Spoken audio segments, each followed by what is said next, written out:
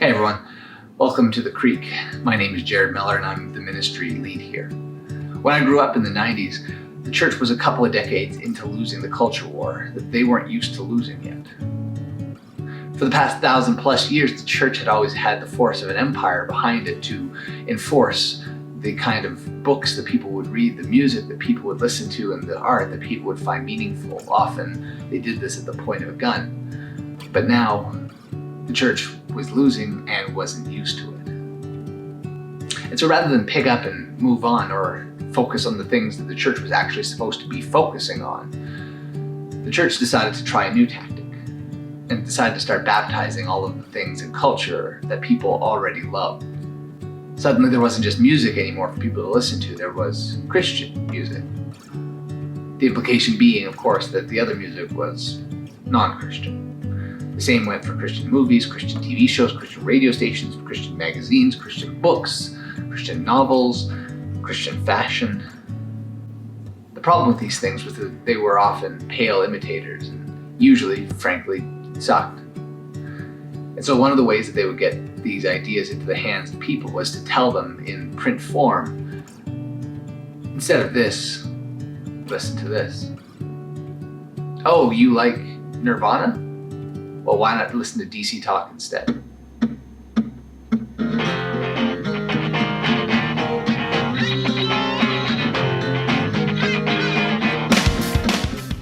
One of our goals here at The Creek is to find ways to be the church for a secular age, which means taking both church and secularity seriously.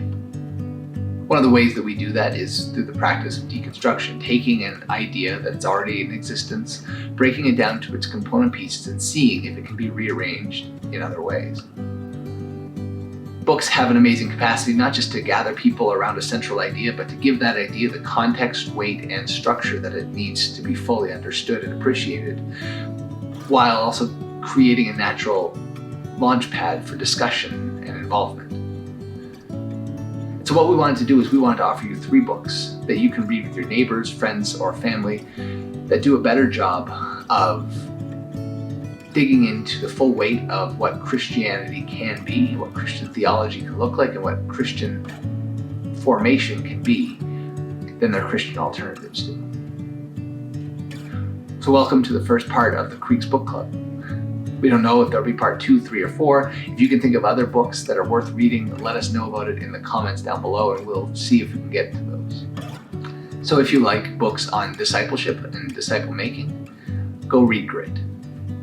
Grit is a 2016 book that tries to ask the question, why is it that when hardship happens, some people crumble and some people thrive?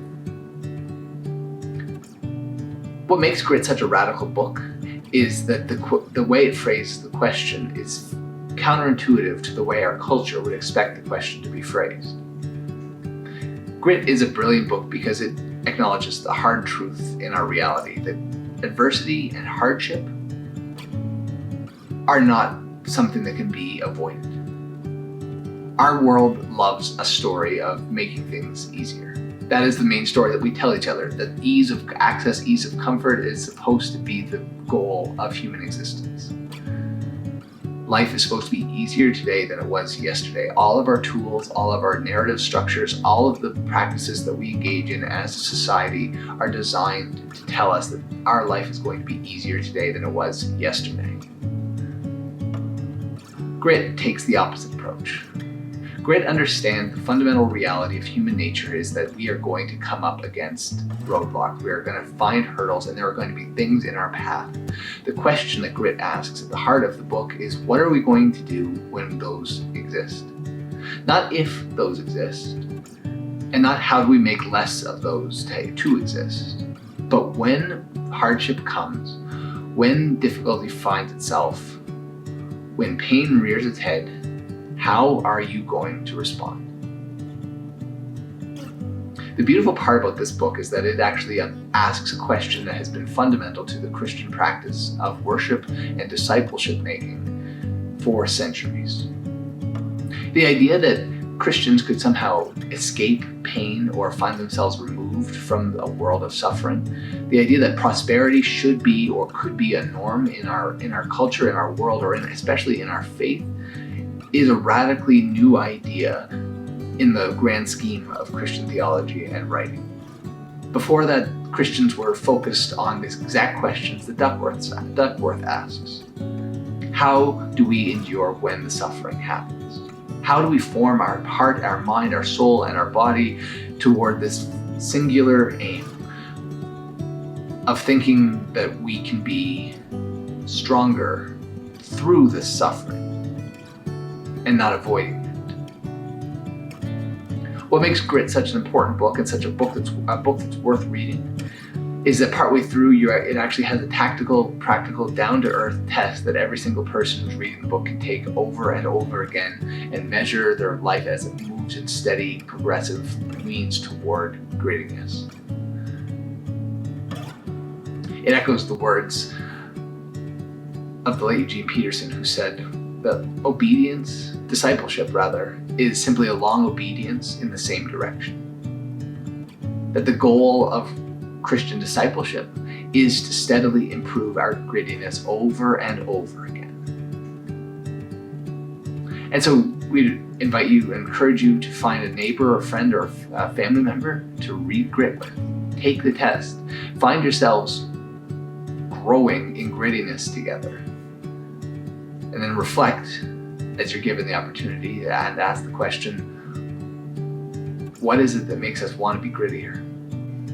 Number 2, if you like worship, go read The Power of Habit. This is a 2012 book that's largely a collection of stories of successful entrepreneurs and innovators and the ways they have used habits to form not only their life, but the lives of their corporations or companies or families or social groups. What this book does well is understand what worship does. That the liturgies and the practices that we engage in week after week are more than just a tradition that's been handed down from generation to generation to generation to generation. That it is, in fact, a story that we tell ourselves as a corporate gathered people. And so every gathering has its liturgies. When you go to a baseball game and you stand up at the 7th inning stretch, or when the wave comes along at a hockey game and you stand up and you sit down at the appropriate time, we tell ourselves that we are part of a community of people who practice these collective habits. The habits of worship are designed to form us into a Christian that practices life in a certain way, that gathers, confesses, prays, responds, receives, and then is sent out. The Power of Habit tells us that the stories that we live in actually do matter. That they shape not only us, but our communities around us and the people that we have influence over. That it is an invitation to consider the habits that we practice every day and think about the ways that our habits might actually change. What this book does really well is tell us simply and break down for us in the most clear and concise way possible the structure of a habit, the loop that a habit places us in. This is a great book to read if you love the ideas behind worship, if you love what worship can do and makes you feel and has brought into your life, then find a neighbor and a friend to read this book with. Number 3, if you like books on church, read The Art of Gathering. Priya Parker understands the science of gathering. She walks through in the first chapters what a good gathering is and what makes a gathering good versus bad. But Priya Parker from the get-go also is honest about the fact that she understands church. Having been in a relationship with someone from a highly churched context, she has experienced good and bad gatherings in church and seeks to understand what makes a gathering useful or not for a purpose. What this book does well is understand that church is fundamentally about the people who are gathered for a singular purpose. The church is more than just a tradition that can be taken or left behind. That what we do when we gather is for something bigger than ourselves that's meant to be shared. This is a book that fundamentally teaches you how to invite people, but also how to make sure the space into which they're being invited is open, welcoming, and accepting of all people. Or at least all people that you're choosing to invite. Thinking about the ideas of invitation, evangelism, outreach, and structuring of a gathered space are important tasks as we think about what the church can be in a secular age. So there you go. There's 3 books that do a better job of understanding complex Christian ideas than often their Christian counterparts do. But let us know in the comments below, are there other books that you think we should read or talk about or highlight on this channel? For now, take care of yourselves, take care of each other. All the best. Bye for now. Cheers.